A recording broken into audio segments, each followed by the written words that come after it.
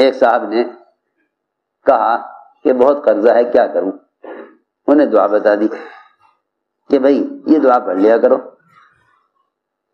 اللہم اکفنی بحلالک عن حرامک واغنی بفضلک عمن سواک۔ کہنے لگے یہ تو بہت عام دعا ہے، یہ تو بہت عام سی دعا ہے، مجھے تو کچھ اور چاہیے۔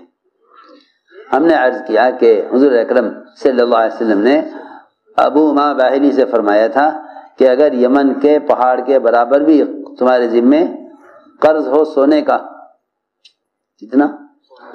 یمن کے پہاڑ کے برابر، جبل سیر جو سب سے بڑا پہاڑ ہے یمن کا، اگر اس کے برابر بھی تم پر قرضہ ہو تو اللہ تعالیٰ آسانی سے ادا کرا دیں گے۔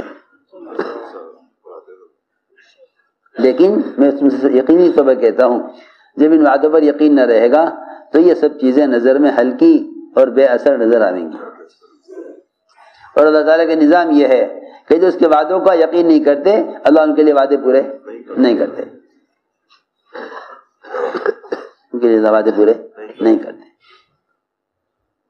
ہم نے عرض کیا کہ صلاۃ الحاجہ حاجت کے لیے نہیں ہے، لوگوں نے صلاۃ الحاجہ نام رکھا ہوا ہے اس نماز کا جو نماز حاجت کے لیے پڑھی جائے، جو نماز حاجت کے لیے پڑھی جائے، نماز حاجت کے لیے نہیں ہے۔ دیکھو یاد رکھو، نماز اللہ کے قرب کے لیے ہے۔ جب تمہیں کوئی حاجت پیش آ جائے تو تم نماز کے ذریعے اللہ کا قرب حاصل کرو، اس لیے فرمایا کہ اپنی حاجتوں کو فرض نماز کے لیے مؤخر کیا کرو، اپنی حاجتوں کو فرض نماز کے لیے مؤخر کر دیا کرو۔ کیوں؟ اس لیے کہ سب سے زیادہ بندہ، حدیث میں آتا ہے کہ سب سے زیادہ بندہ قرب حاصل کرتا ہے اللہ کا اس عمل کے ذریعے جس کو اللہ نے اپنے بندے پر فرض کیا ہے۔ حدیث ہے، صحیح روایت ہے کہ سب سے زیادہ قریب بندہ اللہ کے ہوتا ہے کب؟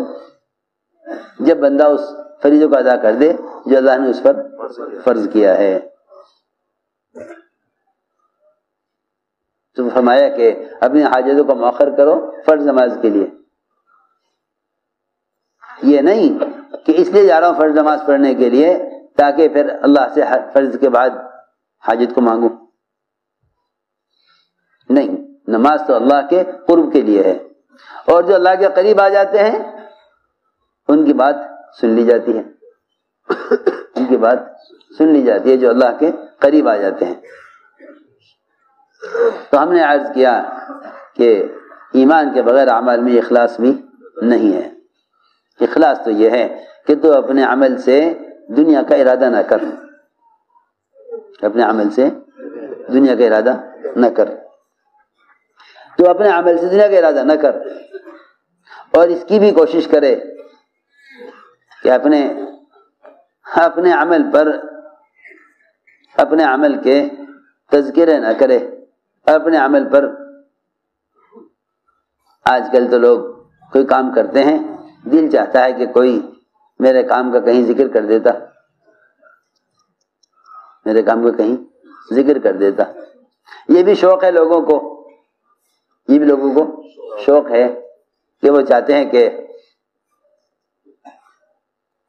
ہماری سوانح لکھی جائے اور ہم نے زندگی بھر کیا کیا ہے، ہماری خدمات کو اجاگر کیا جائے اور اخبار یا رسائل کے ذریعے سے ہماری خدمات لوگوں کو بتائی جائیں کہ ہم نے کیا کیا۔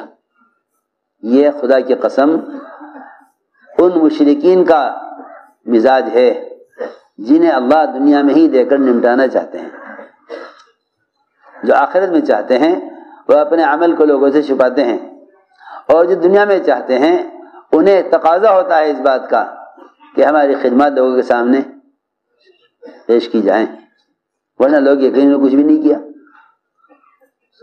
جی ہاں، صحابہ ناراض ہوتے تھے اگر ان کی کسی قربانی کا یا ان کے کسی عمل کا تذکرہ آ جائے، اس زمانے میں لوگ ناراض ہوتے ہیں اگر ان کی قربانیوں کا کہیں تذکرہ نہ کیا جائے۔ اتنا بڑا فرق ہوا، اتنا بڑا فرق ہوا۔ وہ صحابی جنہوں نے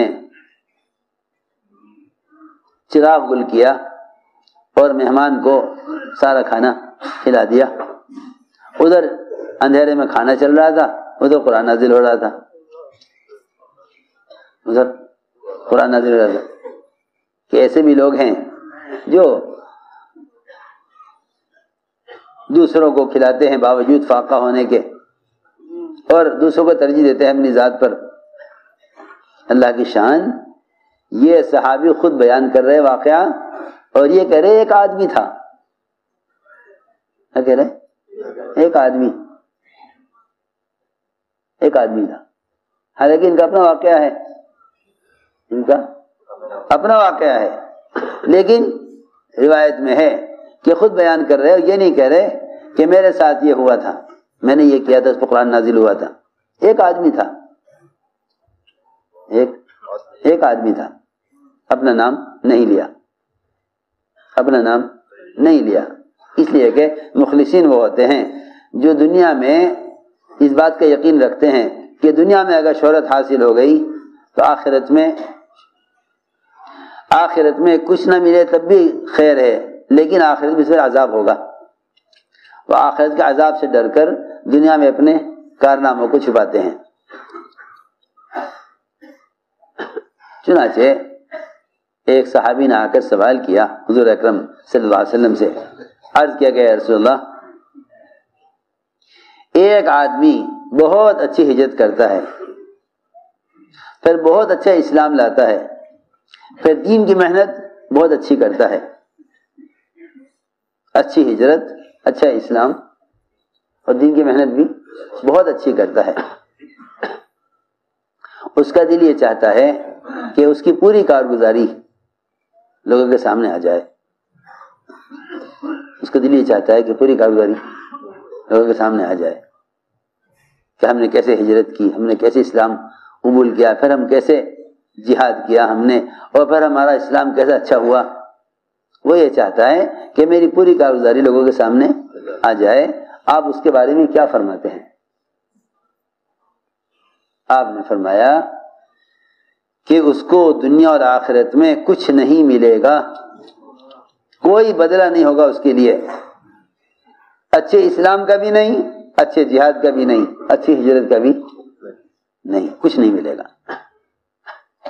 جب آپ کا یہ جواب سنا صحابی نے تو جا کر صحابہ کو بتایا.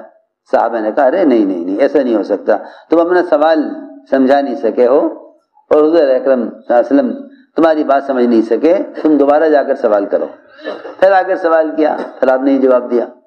پھر جا کر صحابہ سے کہا بھائی میں نے تو سوال دوبارہ کیا تھا, یہ جواب دیا. فرمایا نہیں پھر جاؤ, تم نے سوال سمجھا نہیں سکے ہو, دوبارہ جا کر سوال کرو. 3 مرتبہ صحابی نے آ کر آپ سے سوال کیا, 3 مرتبہ آپ نے یہی جواب دیا لا شیء لہ, کہ اسے کچھ نہ ملے گا دنیا اور آخرت میں